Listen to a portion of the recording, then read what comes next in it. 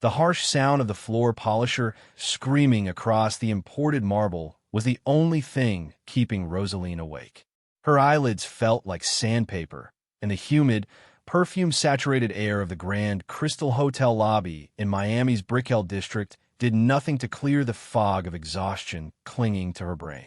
It was 3 a.m., the graveyard shift, and she hadn't had a proper meal or more than 3 hours of sleep in 5 days.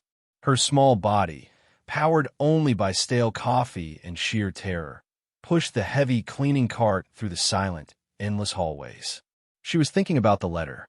Not the one from the hospital demanding immediate payment for Seth's latest round of treatment, but the one tacked onto it, a cold, short note from the loan shark she'd turned to, the interest ballooning, the threats escalating. She had to find the money, and quickly. Every wipe of a counter, every scrub of a floor was a desperate prayer. She was a woman constantly running from two wolves, poverty and exhaustion. We're about to step into a world of Miami luxury and lethal secrets. Before the story starts, let me know where you've tuned in from. Stick around to the end, because I need your final verdict. Rate this high-stakes romance on a scale of 0 to 10. Roseline turned a corner, her focus entirely inward, her hands shaking slightly on the cart handle. The air suddenly shifted. It wasn't the hotel air anymore. It was cold, charged, and carrying a faint metallic scent she couldn't place. At that exact moment, Dante the Cobra stepped out of the private elevator that serviced only the 3 penthouse floors. He wasn't wearing the usual tailored suit. It was a dark, expensive cashmere sweater, but his presence was just as sharp as any blade. His eyes, the color of storm-tossed Biscayne Bay, were narrowed in focused fury. His phone was glued to his ear, his voice a low, gravelly rasp of command. The package must be secured by dawn. I don't care about the collateral. If Martinez talks, the whole deal is poisoned. Handle it, Marco. Handle it now. He disconnected with a sharp, final tap, his jaw tight. A sudden, unexpected flicker of rage at the botched operation tightened his fists. He rounded the corner, moving with the silent, predatory speed of a man accustomed to getting out of danger before it even recognized him. Roseline didn't hear him. The polisher was still whining, the blood still pounding in her temples. She swung the cart out slightly to navigate a tight spot, her bucket of dark, soapy water, stained from a spilled vintage red, wine she'd just cleaned from a rug, right on the edge. Crash! A sharp, violent impact. Roseline cried out, stumbling back. Her bucket flew, spinning like a dark satellite, releasing its noxious contents in a wide, sweeping arc. The cold, red-tinged liquid splashed across Dante's path, soaking his designer cashmere sweater and his custom Italian loafers. Everything stopped. Roseline stared at the spreading, wet stain on the floor, then up at the man. He was frozen, a perfect statue of lethal stillness. Her breath hitched, catching painfully in her throat. She recognized him instantly, not from the news, but from the hushed whispers of the staff, the silent guest on the top floor, the one whose name was never mentioned twice, the one who left no trace. They called him the Phantom, unaware that his true nickname was the Cobra. "Oh God. Oh my God, sir, I am so sorry," Roseline stammered, scrambling forward with a paper towel that was utterly useless. "I didn't see you, Dante didn't move. He didn't shout. He simply looked down at the dark, spreading stain on the immaculate white marble, then slowly lifted his gaze to Roseline. There was no rage in his eyes, only a profound, terrifying stillness. "Do you have any concept of what you have done?" His voice was barely a whisper, lower than the hum of the air conditioning. It carried the weight of a judge delivering a death sentence. Roseline's eyes welled immediately. The shame was a physical blow. "I'll pay for the cleaning. I promise I'll pay." She knew it was a lie. She couldn't afford a single thread on his sweater. He ignored the words entirely. His gaze tracked from her terrified eyes to her frayed, stained uniform, then to the exhausted slump of her shoulders. He saw the desperation, the genuine, uncalculated panic. He took a single, deliberate step toward her. Roseline flinched, her body braced for a strike that never came. "Clean it," he said, the command cutting the silence like glass. He stepped around the mess, his movement fluid and dismissive, leaving Roseline trembling in the silent, empty hallway. She worked the rest of her shift in a cold sweat, the whispers of the few early shift employees stinging her back. She splashed water on Mr. Marconi. Is she crazy? She's finished. When her supervisor, Mrs. Louisa, found her in the staff room, her expression was a mix of fury and bewildered relief. Beckett, you are lucky, blessed. Mr. Marconi did not demand your firing. He made no comment. But you are banned from the top 3 floors. Do you understand? You will clean the basement laundry tonight. Relief was a weak, watery thing compared to the wave of exhaustion that finally hit Roseline. She nodded, grateful for the reprieve, but knew the basement wouldn't save her from the fear clinging to her heart. Later that evening, the schedule was changed again. A last-minute complication. The basement machinery was acting up. Mrs. Louisa was frantic. Suite 3301. The guest left suddenly, won't return for hours. Be quick, be silent. No mistakes. This is your only chance to prove you are not a liability. Roseline felt a spike of panic, but nodded grimly. She couldn't refuse. She needed this job. The private elevator ride-up was a terrifying ascension into Dante's world. Suite 3301 was vast, a study in black glass and cool metal, overlooking the glittering expanse of the Miami skyline. The lights of the city stretched out like scattered diamonds, a cruel mockery of the few $100s she desperately needed. Roseline moved with agonizing slowness, wiping down the massive, pristine glass surfaces, fluffing the impossibly thick cashmere blankets. Every object felt loaded with silent, invisible danger. When she reached the master bedroom, the sheer size of the space swallowed her. The bed was enormous, dressed in deep indigo silk. It looked like a dark, inviting abyss. She told herself she would just lean against the headboard for 2 minutes. Just enough to catch her breath, to stop the swaying in her vision. Her body had been running on fumes for days. The silk was cool beneath her fingers. She didn't mean to sit down. She didn't mean to curl up. She didn't mean to bury her face in the expensive, fresh linen and inhale the faint, clean scent of the man who owned it. She slept the sleep of the profoundly defeated. Dante returned shortly after midnight. His evening had been a disaster. The package was compromised, the asset was lost, and his organization had taken a hit. He was cold, calculating, and looking for a quiet place to rework his entire strategy. He didn't want the noise of his men. He just wanted the silence of the penthouse. He pushed the keycard into the lock, the soft beep swallowed by the vast space. He loosened the knot of his tie, tossing his jacket onto a chair. He walked into the bedroom, his mind already 3 steps ahead, running through contingencies, weaknesses, and targets. Then he froze. Not a thief, not a fan, not a spy. Curled in the center of his silk sheets, looking impossibly small and frail, was the hotel cleaner, the woman who had splashed him. Her face was buried in his pillow. Her thin, pale hand clutched a dusty rag like a security blanket. What the hell?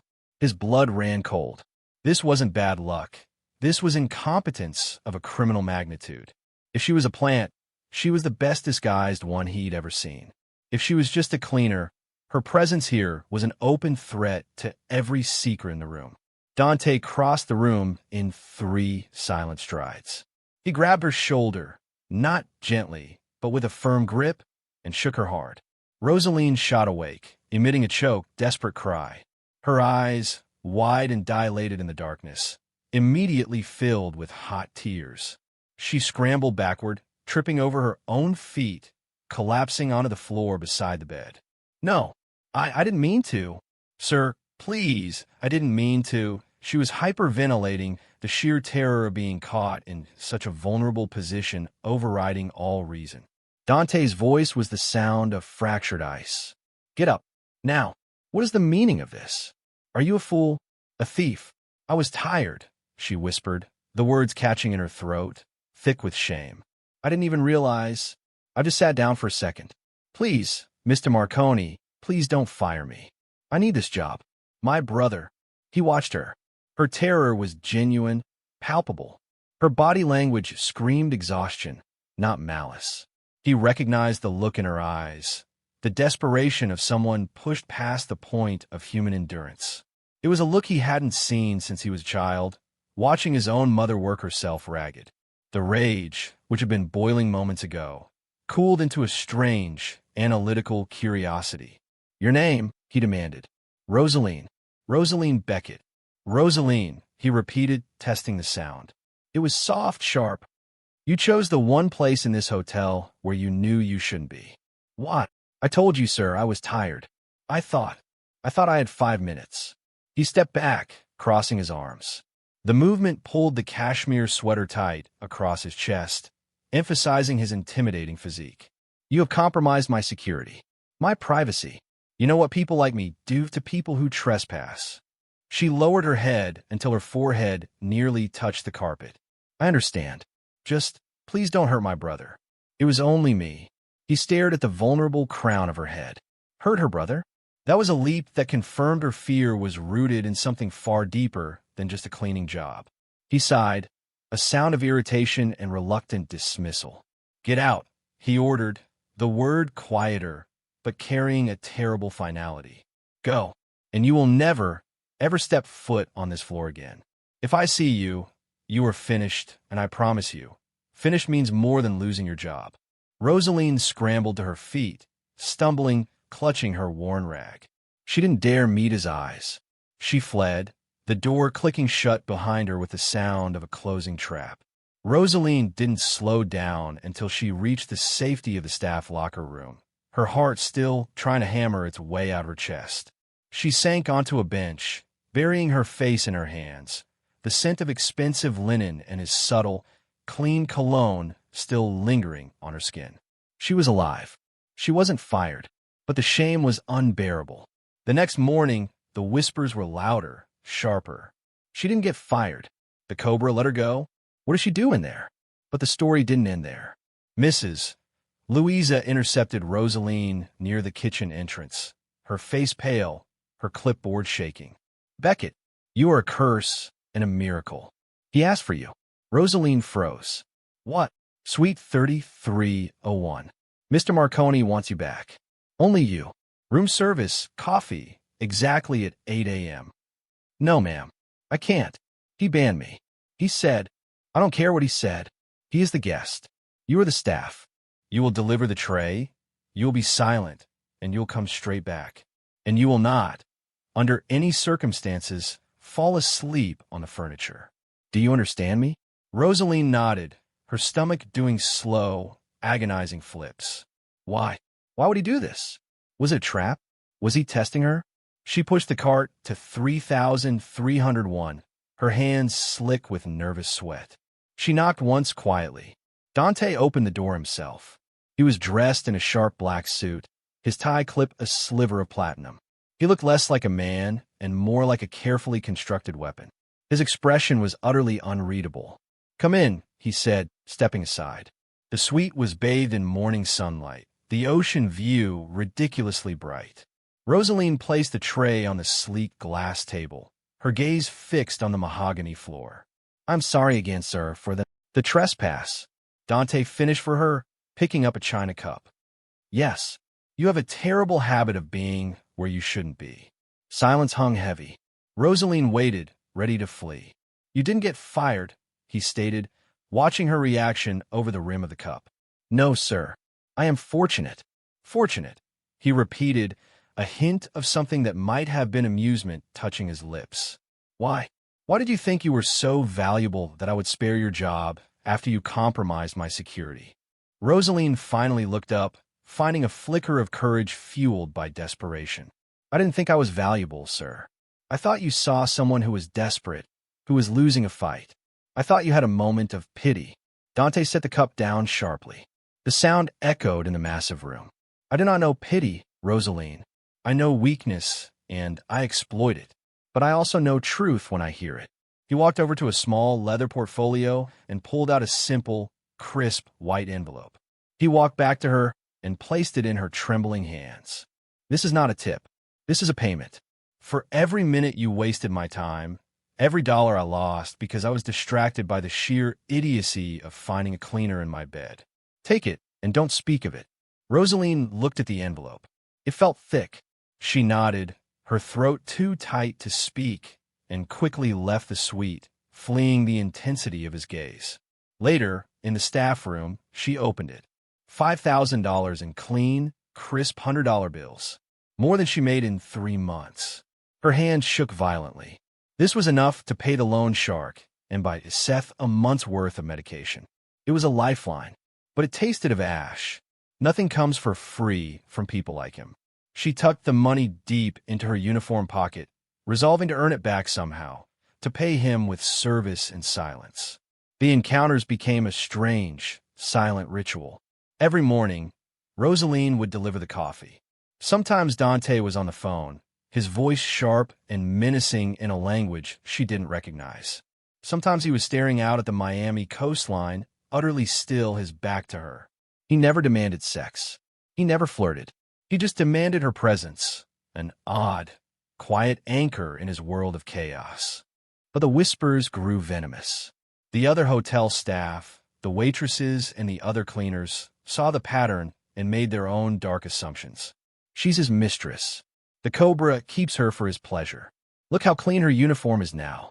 Roseline ignored them, her face fixed in a mask of stoic professionalism.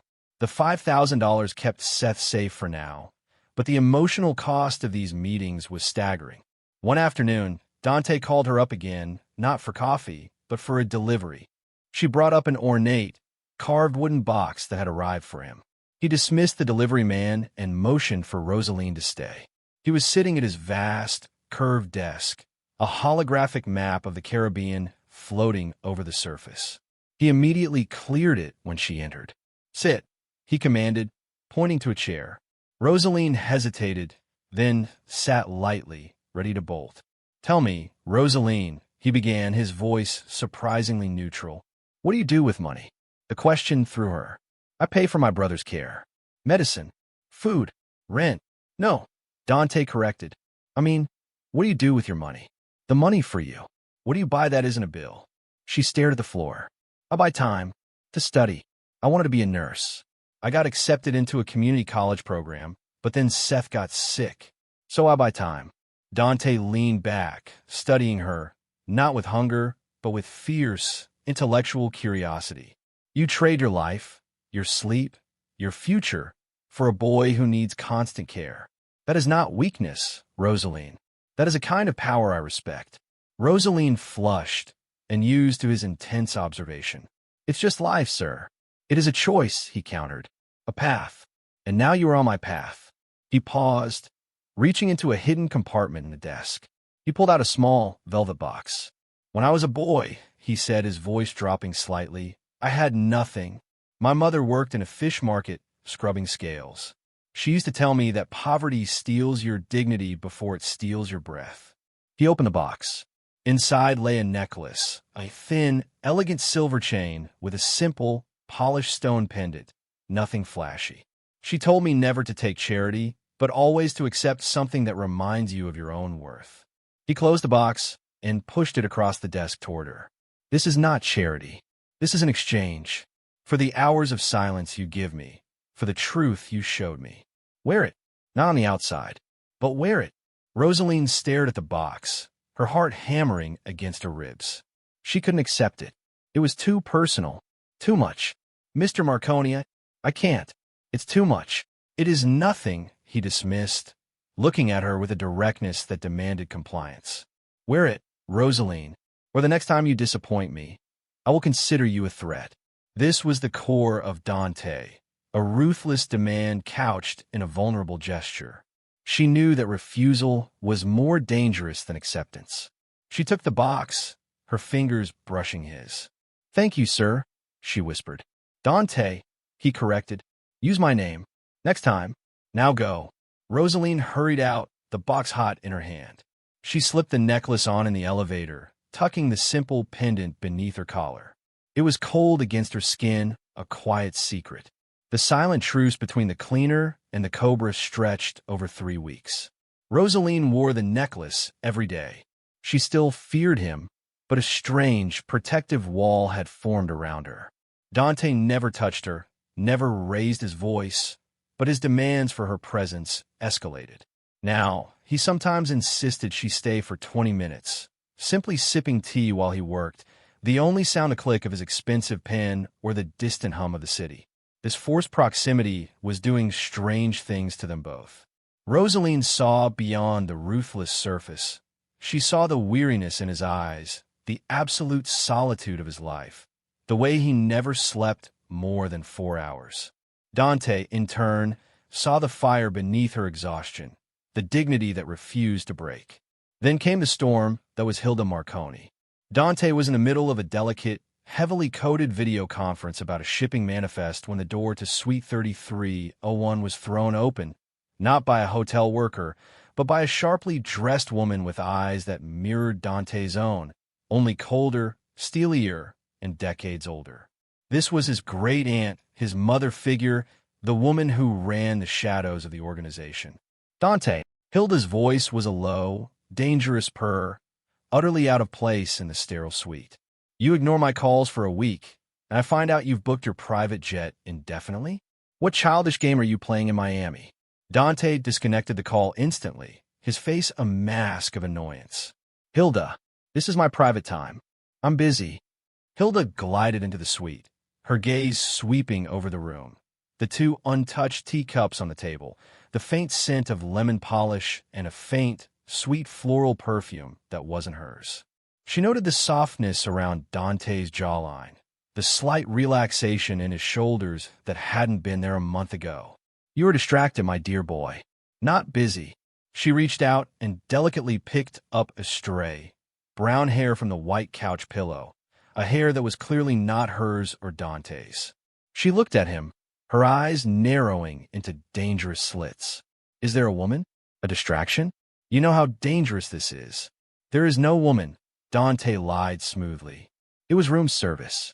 Now, if you'll excuse me, I have a new security acquisition to discuss. Hilda smiled, a cruel, knowing expression. She didn't press. Not yet. But from that moment on, she began watching. She was the ghost in the machine, the ultimate defense against weakness. Days later, Hilda was sitting in the lobby, reviewing Dante's financial reports when she saw it. Roseline, pushing a simple tea cart, heading toward the private elevator. Roseline, the exhausted, thin cleaner in the faded blue uniform. And then, Dante walked out of the elevator, not seeing her, but heading to a meeting. As he passed, he paused. He simply glanced at Roseline and gave a small, almost imperceptible nod of acknowledgement. But it was the look in his eyes that froze Hilda. It was the look of a man who saw not a servant, but an anchor, an admission. That was all she needed. Later that evening, Roseline found a crisp white envelope tucked beneath her cleaning schedule. It was thicker than the one Dante had given her, sealed with the grand crystal's expensive gold crest. The note inside was short, elegant, and menacing. You are invited for a private tea. Suite 1104. 4:30 p.m. Mrs. A. Marconi. Roseline recognized the name immediately. She hadn't told anyone about Hilda's arrival, not even Cairo. She stared at the note, her heart sinking like a stone into the cold Miami Ocean. She knew, with chilling certainty, that this was the end. She didn't tell Dante. She simply changed into her cleanest uniform, adjusted the silver necklace beneath her collar, and walked to the door of Suite 1104 with the grim determination of a condemned woman. Hilda Marconi opened the door herself. She was tall, regal, and the scent of her powerful perfume seemed to instantly absorb the light in the room. Her smile was like fractured ice. Roseline, isn't it? Yes, ma'am. Roseline's voice was barely a whisper. Come sit. Hilda waved a hand toward a plush, ivory armchair. Roseline sat, feeling small and out of place. Hilda poured tea slowly into 2 cups, her movements precise and deliberate. I hear you've made quite an impression on my nephew. Dante is an intense boy. He struggles with solitude. Roseline lowered her gaze. I'm just a cleaner, ma'am. I serve his coffee. Do not insult my intelligence, child, Hilda interrupted, her voice gaining a sharp edge. Dante does not look at a servant the way he looks at you. Let me be perfectly clear. This ends now. Roseline looked up, meeting the woman's cold, merciless eyes. You are not his equal, Hilda stated, her voice sweet and sharp as a scalpel. You are a cleaner. You come from poverty. Dante is the head of a world you cannot comprehend, a world that kills anything weak or compromised. You're a compromise, Roseline. You're a weakness, and you are a target. Roseline swallowed, the truth of the statement hitting her like a wave. Don't mistake kindness for permanence, Hilda continued, pushing the second cup of tea toward her. You should leave while you still have your dignity. Then, Hilda reached into her designer purse and pulled out a plain white envelope, thicker than the first. She placed it next to the teacup. This is enough money to wipe out your brother's debts, secure his care for 5 years, and start a new life somewhere far from Miami. Far from Dante. Take it, leave, and never look back. Is the only favor I will ever offer you. Roseline looked at the envelope. Her lifeline. Everything she needed. Everything Seth needed. Her hand trembled, but she did not reach for it. Humiliation burned hotter than any fever. She stood up slowly, her gaze steady, her small silver necklace pressing against her collarbone, a reminder of the quiet worth Dante had tried to show her. I came here to work, ma'am, Roseline said, her voice clear despite its softness. Not to beg, and not to be bought. She left the envelope on the table, untouched, and without another word, she walked out of Suite 1104. But as the elevator descended, Roseline's legs felt weak. Hilda hadn't threatened her. She had shown her a terrible truth. Dante's love was a death sentence. She had to disappear, not for her own pride, but to keep the man who had shown her kindness from being ruined by his own dangerous world. That night, Roseline didn't go home. She went straight to the hospital, paid the most urgent bills with the last of Dante's $5,000, and retrieved a weak but smiling Seth. She packed one small bag, clutching her precious silver necklace. She turned in her hotel ID badge to the quiet night guard, left a silent thank you for Mrs. Louise's kindness, and vanished into the crowded heart of Miami. Two small, desperate figures disappearing like smoke into the humid air, leaving behind only the scent of lemon polish and regret. Dante woke early, a rare occurrence. He felt restless, anticipating his morning tea. He had an unusual, soft smile on his face, planning to ask Roseline about her favorite study subject, perhaps offer to pay her tuition. He waited. 8 a.m. came and went. The knock never came. By 9 a.m., the silence in the suite was a suffocating weight. Dante picked up the phone, his voice tight. Where is Roseline? Send her immediately. The response from room service was confused. Sir, the cleaner, Roseline Beckett. She didn't report for duty today. She turned her badge last night. Dante's chest constricted with an icy grip. Gone. Just like that. He searched the suite frantically, overturning pillows, checking the desk. Nothing. No note. No message. No sign of struggle. He called Mrs. Louisa, his voice low and dangerous. Tell me everything. Where did she go? Who spoke to her? Mrs. Louisa was terrified. Sir, she just vanished. She took her small bag, and she was gone. Only Mrs. Marconi arrived the day before. They had a private tea. Dante slammed the phone down. Hilda. He knew instantly. He tore through the suite like a man possessed, seeing only the vacant space where she had been. The forgotten teacups, the perfectly fluffed pillows, the silver necklace he had given her. It was gone. She had taken his gift, but left him.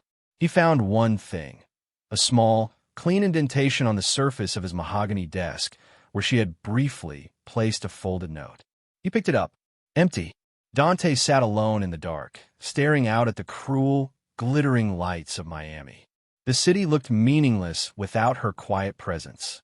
His phone rang. It was Hilda. Her voice was smooth, triumphant. I hope you've finally come to your senses, Dante. I handled the problem. She was never meant to stay. She was a moment, Cairo, not your future. Dante didn't shout. His voice was cold, lethal, and devastatingly certain. What did you say to her, Hilda? What did you do? I reminded her of the truth, Hilda replied, her tone sharpening. A man like you doesn't compromise his empire for a cleaner. She was a weakness, Dante. I protected you. You humiliated her, Dante snarled. You stole her dignity, and you drove her away. She was more real than anyone I've ever met in this wretched city. You'll never understand that. He ended the call without another word, the sound of the dial tone confirming his total isolation. He was once again the Cobra, untouchable and alone, but this time, the solitude felt like a prison. That night, Dante drove his black, unmarked sedan to Roseline's small neighborhood in Little Havana. He walked to the peeling, brightly colored apartment building, the smell of street food and humid air thick around him. He found the door. He knocked. A neighbor peered out, confused. They left late last night, the woman shrugged. The mother, the small boy, gone. Didn't say where. Just carried a small bag and a sleeping child. Dante stood on the broken pavement for a long time, the moon watching him.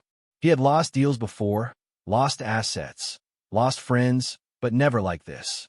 This loss was personal, raw, and entirely his fault. He should have protected her from the moment he realized his own mother figure was a greater threat than any rival syndicate. He had lost her because he hesitated to tear down the walls of his own kingdom. Now, the walls were all he had left. The only thing he knew for certain was that she was alive, and she was out there, and he would find her. He would spend every resource, every connection, every dirty trick he knew. He wouldn't fight for the Empire. He would fight for the woman who made him feel human. He refused to give up the one piece of light that had dared to enter his dark world. He knew the search would be impossible, like trying to track a single fish in the vastness of the Atlantic Ocean, but he also knew that Roseline was not the type to simply vanish into thin air. She had a purpose, a fierce, protective instinct, and he would follow the trail of her desperate strength until he found her again. He drove back to the cold, echoing silence of Suite 3301. The first thing he did was call his lead security contractor. I need every camera feed, every transit record, every hospital admission within 100 miles of this city from the last 24 hours. I don't care how long it takes. Find Roseline Beckett. The man on the other end, accustomed to high-stakes assignments, hesitated. Sir, this is a cleaner. Is this urgent? Dante's voice dropped to that low, lethal register that made hardened men tremble. It is the only thing that is urgent.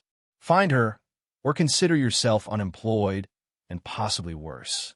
The search began, a silent, meticulous, citywide dragnet launched by a man who had suddenly lost his bearings. Dante skipped a critical board presentation, the first one in his career. His team was confused. His investors were panicking. But Dante had one single focus now, finding Roseline. He checked hospitals, clinics, community shelters, and the offices of his rival loan sharks. Nothing. She had vanished like smoke. Each night he returned to the suite, still booked, still untouched. He refused to leave.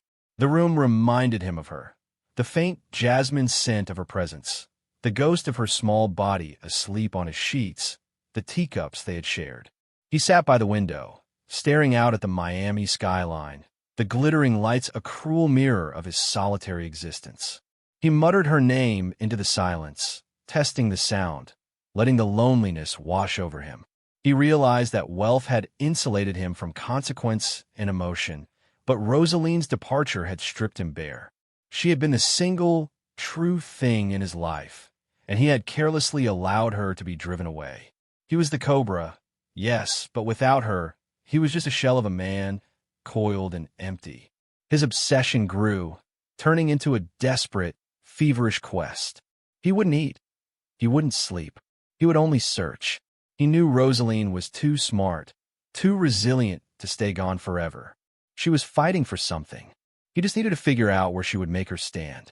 He called his most trusted confidant, a lawyer named Toby, who had been a friend since their days together navigating the dangerous currents of business school. They met on the hotel rooftop, the Miami wind whipping around them. She left without a word. Dante muttered, rubbing his temples, the exhaustion finally catching up to him. Are you sure it wasn't fear? Toby asked, pushing his glasses up his nose. Maybe she thought she didn't belong. She belonged more than anyone who has ever stepped into that suite. Dante snapped, his voice rough. She belonged more than I did. She saw the truth of that life, and she didn't flinch. She just saw her brother, and she saw my aunt. He looked out at the skyline, his voice low and defeated. I thought I had time. I thought I could build a wall around her before the poison reached her. Love doesn't wait, Dante. Not forever, Toby said, his voice quiet. If she didn't leave a message, it means she was protecting herself, not rejecting you. She didn't want the compromise.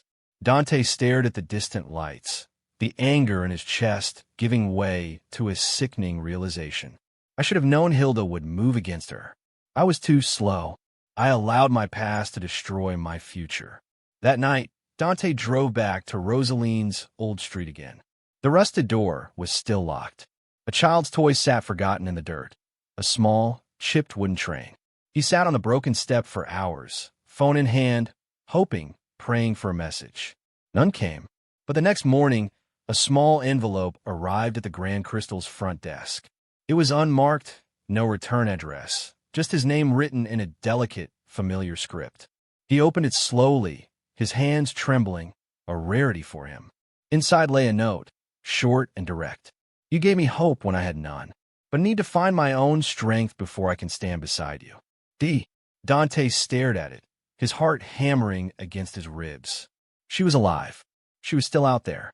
And though she had walked away, she hadn't closed the door completely. She hadn't rejected him. She had set a condition, equality. Now, it was his turn to fight. Not for a deal, not for an empire, but for the girl who made his silence feel like peace. He folded the note carefully and tucked it into his wallet, a constant, tangible reminder of his mission. He knew that for Roseline, finding her own strength meant more than just surviving. It meant achieving the dignity and self-sufficiency that his world had tried to steal from her. He wouldn't rush her. He would wait, and he would work. He had to become a man worthy of standing next to the woman who had chosen poverty over his compromised fortune. He had to be clean. The transformation of the Cobra into a legitimate businessman began immediately, fueled by the fierce, quiet hope contained in that tiny note. He called Toby and began the process of severing the most toxic, illegal branches of his organization, preparing his company for a public, ethical transformation that would shock the underworld. He knew this move would invite danger and open war with rivals, but he no longer cared about fear. He only cared about Roseline. He would burn down his old life just to build a world safe enough for her to step back into. This fight was far more crucial than any deal, any acquisition, or any fortune he had ever pursued before. It was for his soul. The transformation of the Marconi organization was a violent, brutal affair, mirroring the cold fury that had consumed Dante since Roseline vanished. It was not a quiet shift on a ledger. It was a scorched earth campaign that shook the foundations of the South Florida syndicate and sent ripples of panic and outrage through the global underworld he commanded. Every decision was measured against the one sentence Roseline had left him. I need to find my own strength before I can stand beside you. To create a world safe enough for her to return to, he had to burn the one he had spent his life building. He began by systematically dismantling the most lucrative and most illicit branches of his empire. Every illegal dollar he earned was now a threat. Every shadow he controlled a place where Hilda or his rivals could hide and wait. He would rip out the poison, molecule by molecule. Are you insane, Dante? The question sliced through the penthouse silence. Hilda Marconi's face, projected onto the massive holographic screen in Suite 3301, was contorted with a mixture of disbelief and pure, aristocratic rage. You've cut off the South American shipping lines? That's 50% of our liquidity. You are bleeding the family dry for a phantom. A ghost. Dante sat perfectly still, the picture of cold composure, but his soul felt like splintered ice. Do not ever speak of her again, Hilda. The shipping lines were compromised. They were a weakness. I am streamlining operations. I am moving us into fully compliant, high-yield security contracts. You will present the new corporate structure to the board next quarter. No discussion. Hilda's eyes flashed with a dangerous combination of anger and fear. She knew that tone. It was the tone he used when he was about to execute a strategic maneuver that would devastate his enemies. But now, she was the enemy. You are breaking decades of tradition. Our strength is in the dark. You're exposing us, Dante. You are making us vulnerable to every legitimate law enforcement agency in the hemisphere. The vulnerable one was me, he retorted, his voice gaining a terrifying edge. He slammed his fist onto the desk, the loud crack echoing in the silent room. I won't be vulnerable again. If you choose to stand in my way, you will be cut out, Hilda, permanently. The Marconi name is moving into the light, even if it blinds you. He didn't wait for her reply, severing the connection with a decisive click that felt like a surgical cut. The act felt good, a cleansing, violent act of self-preservation. Dante began working 20 hours a day, fueled only by the bitterness of his regret and the fierce determination to be a better man for a woman who wasn't there. He liquidated assets at a loss, fired old, dangerous contacts, and publicly aligned himself with legitimate tech acquisition firms. The business world was bewildered by the Cobra's abrupt ethical pivot. The underworld was enraged by the perceived betrayal. The underworld reacted first, brutally and swiftly. One humid evening, as Dante was leaving a late meeting at a legitimate law firm near Coral Gables, a black SUV roared out of the darkness and cut sharply across his path. Before his private security detail could react, 3 masked men, carrying heavy-duty, suppressed weaponry, emerged from the vehicle. Dante didn't panic. His body moved on instinct, the muscle memory of a life spent in danger taking over. He shoved his lawyer back into the doorway and drew the small, custom-made weapon he carried constantly. A hail of bullets ripped through the air, shattering the glass of the law firm entrance. Dante returned fire, moving with the terrifying efficiency of a man who had been fighting for survival since childhood. He hit 2 of the assailants, sending them scrambling back toward their vehicle. The attack was short, brutal, and utterly professional, a clear message from the old guard he was trying to discard. After the chaos subsided, Dante stood over the downed guard, his face expressionless, but his hands were trembling, not from fear, but from the realization of how close he had come to the end. Toby rushed out, pale and frantic. "Dante, what the hell was that? Who was that?" "Ghosts," Dante muttered, holstering the weapon, his gaze fixed on the shattered glass. "The kind that don't like to be forgotten. They saw weakness when Roseline left. They think I'm sentimental now. They think I'm distracted by a cleaner." He looked at the wreckage. "They are wrong. They just proved Roseline's point. They proved that my world is a cancer that must be excised." This attack only hardened his resolve. He doubled down on his transformation. He launched Marconi Global Security, a fully compliant, publicly facing entity focused on corporate intelligence. He threw massive parties and galas, not for pleasure, but for appearances. He became the face of the new Marconi brand, sharp, ethical, and relentless. He knew Hilda was manipulating things from the shadows, watching for him to falter, waiting for the blood to dry, so she could reclaim the dark empire. He knew rivals were circling, smelling blood in the water. But he no longer cared about fear. He only cared about Roseline. He would burn down his old life just to build a world safe enough for her to step back into. Meanwhile, Roseline and Seth had truly disappeared.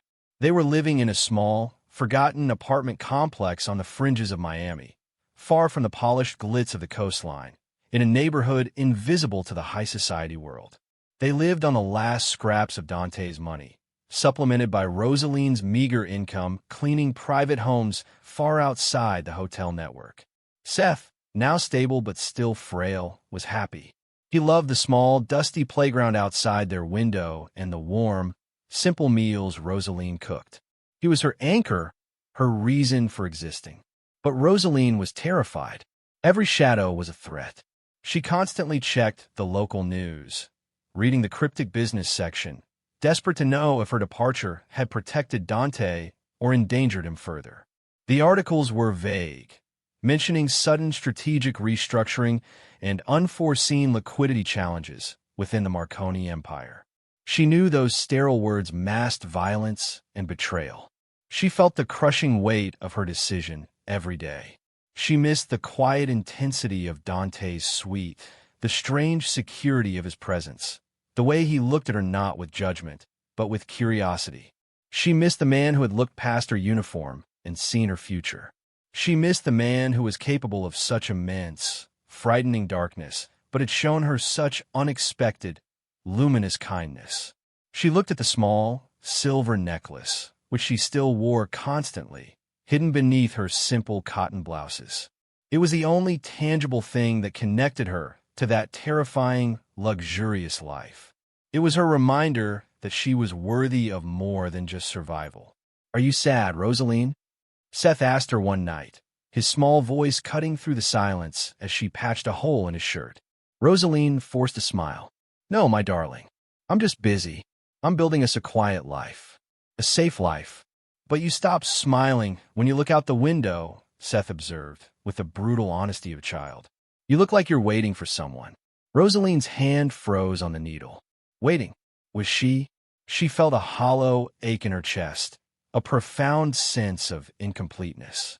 She had traded his danger for her solitude, but the solitude felt heavier. One evening, while working as a cleaning assistant at a local community health clinic, a place she had chosen because it dealt only in legitimate, local problems, Roseline saw a bulletin board announcement that sparked an idea. The clinic was looking for volunteers for their new evening literacy program, aimed at helping local children and adults who had missed out on formal schooling. "Poverty steals your dignity before it steals your breath," Dante's mother's words, relayed by him, echoed in her mind. If she couldn't be a nurse yet, she could teach. She had time now, time she wasn't spending on double hotel shifts. She applied immediately, citing her college acceptance and her passion for community work. The clinic hired her part-time, offering her a tiny stipend, enough to make a difference, but more importantly, offering her purpose. This small act of reclaiming her path was empowering. She was no longer just running. She was building. She was finding the strength she had promised Dante she would find. She was building her own kingdom of quiet dignity, brick by painful brick. Back in his penthouse prison, Dante was slowly going mad. The search was a meticulously coordinated failure. Roseline had used cash, stayed off social media, and moved outside the networks he usually tracked. She was invisible.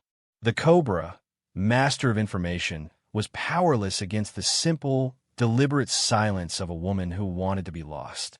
Then, the note arrived. It was precisely what Dante needed to survive. "You gave me hope when I had none, but I need to find my own strength before I can stand beside you." He read the note 50 times, memorizing the looping script. It was proof. She was alive, she was safe, and she hadn't rejected him. She had simply demanded a higher standard for their reunion. She had chosen equality over rescue. She had told him, in 4 short lines, exactly what he needed to do: become safe, become worthy, to double down on his transformation. He poured his immense resources into launching Marconi Global Security, a fully compliant, publicly facing entity focused on ethical corporate intelligence. He threw massive parties and galas, not for pleasure, but for appearances. He became the face of the new Marconi brand, transparent, sharp, and relentlessly ethical. Hilda was enraged, but she couldn't stop him. "You are making us a laughingstock. You are inviting the wolves to the gates," she screamed during their strained, infrequent calls. "No, Hilda," Dante countered, his voice steady. "I am making us immune to them. The rivals, the old ghosts, they're the ones who can't hide anymore. I am cleaning the slate. I am ensuring that the legacy you built on fear is replaced by one built on reputation." The fight was expensive and dangerous. He spent millions on lawyers, compliance officers, and paying off old debts. He knew every move he made was monitored by both law enforcement and his rivals, who saw his reformation as a sign of weakness and distraction. "You're chasing a ghost, Dante," Toby warned him over drinks one evening. "You've risked the whole firm for a woman who walked away." Dante looked at his friend, pulling Rosaline's tiny note from his wallet. "She didn't walk away. She set a condition. She told me the price of her love was my soul. And I am paying it. I am becoming the man who deserves her, Toby. I will not stop until she sees it. But the search remained impossible. He was searching for a woman who was actively trying to be invisible. The private investigators checked hospitals, schools, and transportation hubs. Nothing. One Saturday morning, Toby pulled Dante from a tense security briefing. I have something. It's a long shot. Remember that loan shark you quietly dissolved for her? We went back through his records, cross-referencing old addresses and emergency contacts. Toby placed a printout on the desk. It was a crumpled, blurry scan of a volunteer application form for a nonprofit community health center in the West Miami suburbs. Under the section titled, Why You Wish to Serve, the handwriting was familiar, looping, and determined. The name, Roseline Beckett. Dante leaned over the desk, his heart hammering, a sound he hadn't heard in months. The location was far from the glamour of Brickell, a world away from the Grand Crystal. It was real. She didn't disappear, Dante whispered, a surge of triumph and profound relief washing over him. She went exactly where she wanted to be, helping people. She started finding her strength. The application is old, Toby cautioned. She might be gone again. It's too far from her old place to be a mistake. No, Dante said, running a finger over the name. This is her ground. This is her strength. She's waiting for me to be worthy of finding her. Dante made the drive immediately, leaving his guards in the black SUV a block away. He needed to face her alone, as a man, not as the Cobra. He wore a simple, high-quality cashmere sweater and dark slacks, his lethal presence muted but still evident. The community health center was small, clean, and desperately busy. It was located in a strip mall, sandwiched between a discount grocery store and a small family-run pharmacy. It felt warm, alive, and completely unlike Dante's world. He walked in, and the sheer normalcy of the place was disorienting. He saw mothers holding restless children, a tired-looking receptionist, and a bulletin board covered in faded flyers. But then, pinned near the top, he saw it, a small, slightly crumpled advertisement for evening literacy classes taught by D. Beckett. He approached a young man, stacking chairs. "Excuse me, Miss Beckett, is she here?" The young man smiled warmly. "Oh, Miss Roseline? She's the best. She usually teaches the late class, the women's literacy group. She comes in the evenings. She's not paid much, but she's always committed. She says every woman deserves a voice. Is she here now?" Dante pressed, his voice taut with suppressed urgency. "No, sir. She comes after 5. But I know she's in today. I saw her silver necklace yesterday." Dante stepped back, stunned. The silver necklace. She still wore it. She had kept his sign of worth. He walked to a nearby coffee shop and sat for what felt like an eternity, watching the clock tick toward 5 p.m. The wait was agonizing, feeling longer than the months he had spent searching. He didn't need to plan a strategy. He didn't need leverage. He only needed honesty. He needed to apologize, to confess his failure, and to beg for her forgiveness. He arrived back at the clinic just as the sun began to dip below the horizon, painting the Miami sky in hues of violent orange and soft purple. He waited outside, near the gate. Children laughed in the background. A woman's calm, steady voice drifted from the classroom. The air smelled of dust and hope. Then, the classroom door opened. Roseline stepped out. She held a tattered children's book in one hand, her other hand resting gently on a little girl's shoulder. She was wearing a simple cotton skirt and a white blouse. She was smiling softly, patiently, the exhaustion still visible in her eyes, but overlaid with a profound sense of peace. She looked tired, but she looked whole. She was the realization of the promise she had made. When the last child left, she turned to close the door and finally saw him. Her whole body froze. The smile vanished. The book slipped slightly in her grip and hit the dusty pavement with a soft thud. Her breath caught in her throat. "Cairo." He stepped forward slowly, crossing the few feet of dusty pavement that separated their two worlds. "Hi, Roseline." She blinked, confused, checking instinctively for his guards, his suit, his air of power. He wore none of it. He looked tired and strangely open. How did you find me?" "I made sure I was untraceable. You shouldn't have been able to find this place." He smiled a little, a genuine, soft curve of his lips that was utterly devoid of the Cobra's menace. You taught me something. To look past what's expensive. I stopped looking in the high-rises and started looking where people actually try to help each other. He stepped closer, stopping a respectful few feet away. I just follow the light, Roseline. Your light, shining on that volunteer sheet. Roseline looked down, shaking her head, tears welling instantly in her eyes. Tears of relief, of fear, of overwhelming, desperate love. You shouldn't be here. You can't be here. This is too dangerous. I saw the papers, the restructuring. Your aunt will ruin you if she thinks I'm involved. It's not dangerous, he corrected, his voice firm. Not anymore. My world is clean. I risked everything to make it clean enough for you. I should have protected you from Hilda the moment she set foot in that hotel. I failed you then, but I won't again. She has no power over me now. Your mother made it clear, Roseline whispered, her voice cracking, her resolve crumbling under the weight of his presence. Your aunt. We are not from the same world, Dante. You're a Mafia boss. I'm just a cleaner who used to wash your floors. So you were, he said quietly. He walked right up to her, his gaze intense, not breaking away. He reached out, not to touch her face, but to gently brush the collar of her blouse aside. There it was, the silver necklace. It caught the last light of the Miami sunset, shining like a tiny, fierce star against her collarbone. You're still wearing it, he noted, his voice thick with emotion. You left the hotel, you left my money, you risked my life, but you kept the only thing that mattered. What? Roseline touched the pendant, her fingers trembling violently. She felt the sudden, crushing weight of all the months of lonely strength.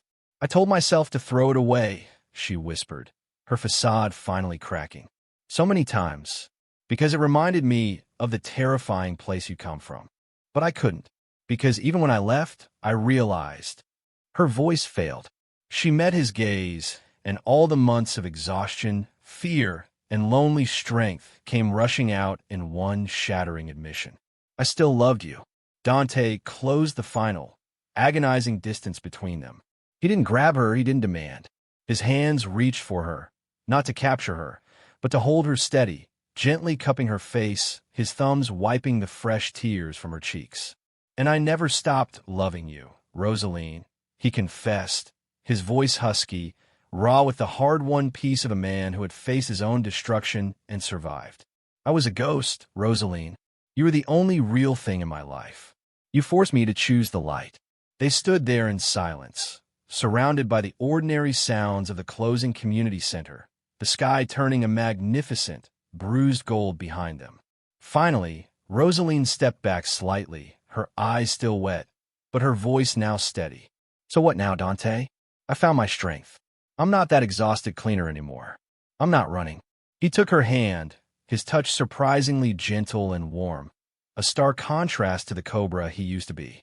Now, Dante said, his voice deep with promise, we finish what we started. We write our own story. No mothers, no titles, no shadows. Just us. And you run the future with me. Roseline looked at his face. The weariness was still there, but the cold emptiness was gone, replaced by a fierce, protective love. How can I run your future? I don't wear designer dresses. I don't go to big meetings. I can't sit at your table. Dante smiled gently. You don't sit at my table, Roseline. You build your own. I need your strength to build the only life I want. The Marconi name is being rebuilt. Not for profit, but for purpose.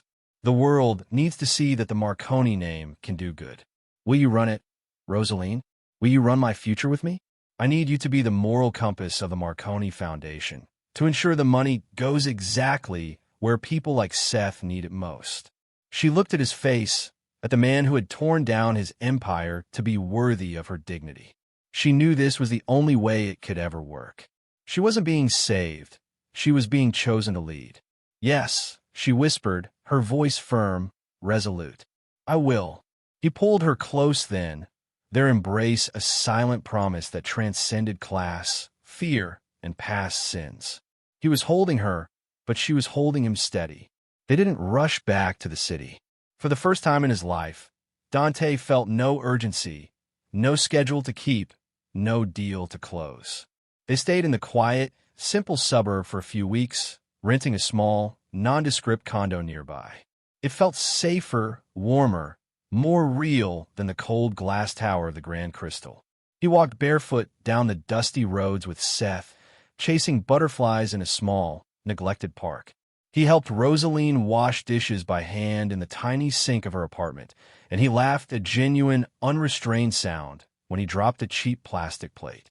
He ate homemade meals, simple rice and beans and fried plantains, and swore they tasted better than anything his private chef had ever prepared. He slept in a small room with a rattling ceiling fan and woke to the sound of birds, not business calls, the most profound peace he had ever known settling over him. And Roseline, for the first time in her life, she didn't feel like she had to shrink herself. She let him see the parts of her she used to hide. The deep-seated fear of failure, the fierce maternal instinct for Seth, and the quiet, ambitious dreams that were too big to say out loud. She showed him her strength, the strength she had promised to find. And Dante shared his too. The suffocating pressure of always being the Cobra, the fear of failing in front of the world, and how utterly lonely his wealth and power had been. One afternoon, Roseline found Dante on the phone, his tone low and professional. He was talking to Toby about a complex financial restructure, discussing how to legally transfer assets from his old holdings into the new, clean security firm. Toby, Dante said, his voice gaining a new kind of confidence, I need to ensure that the new Marconi Global is not just compliant, but ethical. I want to establish a substantial, fully funded community outreach program, focused on health and education for the most marginalized areas of Miami. I want the program to be run autonomously, with a completely clean board. Find me the best legal minds to set it up. He hung up and turned to Roseline, a rare, complete smile on his face. It's for you, Roseline. The empire is being rebuilt. Not for profit, but for purpose. The world needs to see that the Marconi name can do good. Roseline walked toward him, her eyes bright with unshed tears. You didn't have to do that. Yes, he insisted, taking her hands. I did. You taught me the value of dignity and the cost of silence. Now I pay that debt, not with cash, but with commitment. Will you run it? Roseline, will you run my future with me? She looked at his face, no longer cold, but lined with the hard-won peace of a man who had chosen his soul over his fortune. She saw the true Dante, a man capable of immense destruction, but capable, too, of immense love. Yes, she whispered, her voice firm. I will. They decided to return to the Grand Crystal Hotel for the announcement of the new foundation. It was a calculated risk, a direct confrontation with the shadows they had left behind, including Hilda.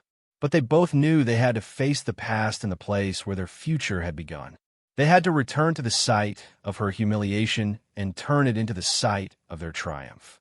They had to walk back into that cold, glittering fortress, not as a guest and a cleaner, but as the architects of a new, clean power. A month later, the Grand Crystal Hotel was buzzing again, not with gossip, but with camera flashes. Reporters lined the front entrance. Guests craned their necks. The staff whispered with wide eyes, recognizing the man they used to call the Cobra. Dante Marconi stepped out of the black SUV, impeccably tailored, classic, sharp. Beside him walked Roseline. She wasn't in a ball gown, but a simple, tailored pale blue dress, elegant flats, and that same silver necklace, now visible, worn proudly over her collar. She didn't cling to him. She simply walked beside him. Calm, steady. Sure. She was no longer a victim. She was the foundation upon which he stood. The headlines the next day would read, Dante Marconi's shocking shift. The woman who cleaned the Cobra's soul. They didn't care about the headlines. They had nothing to prove to the outside world. Inside the hotel, the staff stood frozen. Some bowed. Others, especially the women who had whispered about Roseline, looked away in shame. Mrs. Louisa, Roseline's old supervisor, fumbled her clipboard, her eyes wide with shock and a measure of pride. Dante greeted them all politely, then turned to Roseline. Ready? She nodded. They were here for the launch of the Beckett Foundation for Community Health and Education, a charity Dante had established and Roseline would direct. She didn't want the spotlight. She wanted results, resources for people like Seth, like her younger self. He gave her both. Later that night, as the ballroom lights dimmed and the applause rose for the final speech, Dante stepped onto the stage. He didn't speak about profits. He didn't talk about security contracts. He simply looked across the sea of faces, his gaze finding Roseline standing near the back, her small figure radiating a quiet power that eclipsed the wealth in the room. I spent my life building a fortress, thinking power meant having walls, Dante said, his voice deep and sincere. I met someone who reminded me that kindness doesn't wear a suit, that strength doesn't come from money, and that love often walks in when you're not looking, sometimes disguised in a faded blue cleaning uniform. The crowd fell silent. He paused, letting the truth settle. She taught me that true power is choosing what to protect, and that the greatest legacy is not what we take from the world, but what we give back. I'm not the man I was when I checked into this hotel. That man was alone. The man standing here tonight is not. He is building something real, something clean. The crowd stood and erupted in applause. Roseline didn't cry. She simply watched him, steady, proud, and calm, with the same quiet fire that once lit her way through the hardest days. After the gala, they walked outside hand in hand. No guards, no noise, just two people who had found each other in the unlikeliest of ways. I still think it's funny, Roseline said, leaning her head against his shoulder as they walked towards the causeway, the Miami skyline shimmering behind them. What is? Dante asked, gently lacing his fingers through hers. How all this started with me falling asleep in your bed. Dante chuckled, the sound rich and genuine. Best accident of my life. He stopped, turning to face her, gently tracing the outline of her silver necklace with his thumb. You are my strength, Roseline. You are my light. And as the city lights blinked behind them, they stepped into the night, not as Mafia boss and cleaner, but as equals, as home. That's a wrap on the cleaner and the Cobra. Did Roseline make the right choice by walking away to find her strength? Were you surprised Dante chose love over his empire? Let us know your reaction and rate this story from 0 to 10 in the comments below. For more romance stories, hit the subscribe button and turn on the bell notification. And don't forget to check out more heartwarming stories right here on the end.